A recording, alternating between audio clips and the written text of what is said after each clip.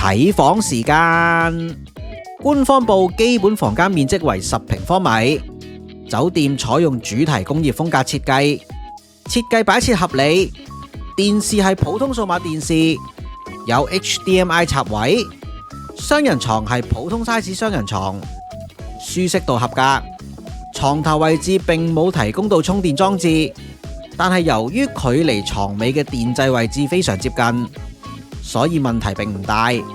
充電線只要有1.5米長就可以㗎喇。房間捨棄咗傳統衣櫃嘅設計，因此儲物嘅空間並唔多。浴室空間尚算充足，我個人使用並冇任何不便。